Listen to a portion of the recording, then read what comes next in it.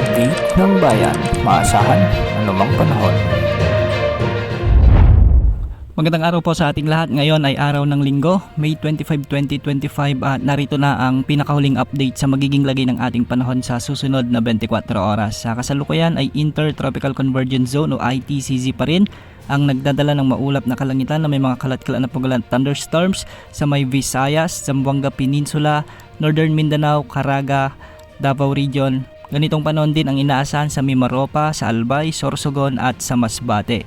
Pinag-iingat natin ang ating mga kababayan sa banta ng mga biglaang pagbaha o pagguho ng lupa lalo na kung may mga katamtaman at minsan ay malalakas na pag-ulan. Samantala sa nalalabing bahagi ng Mindanao ay magiging bagyang maulap hanggang sa maulap pa rin ang mga kalangitan na may mga kasamang isolated rain showers and thunderstorms. Dulot pa rin ito ng umiiral na Intertropical Convergence Zone. Posible pa rin ang banta ng mga biglaang pagbaha o pagguho ng lupa lalo na kung umiiral na severe thunderstorms lalo na sa hapon at gabi.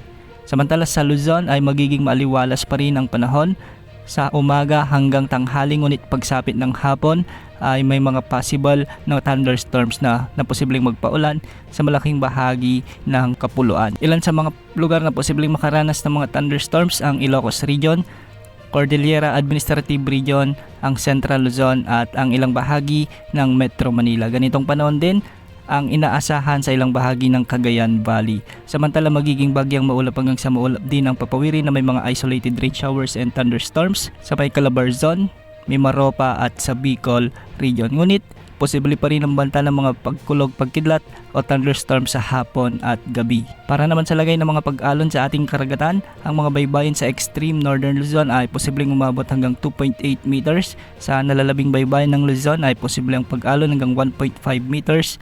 At sa mga baybayin naman ng Visayas at Mindanao ay posibleng umabot hanggang 1.2 meters. Sa ngayon wala pa ring bagyo o LPA na posibleng makaapekto sa ating bansa sa susunod na 3 hanggang 5 araw. Yan ang update sa lagay ng panahon. Ito po ang weather update ng bayan. Maasahan anumang panahon.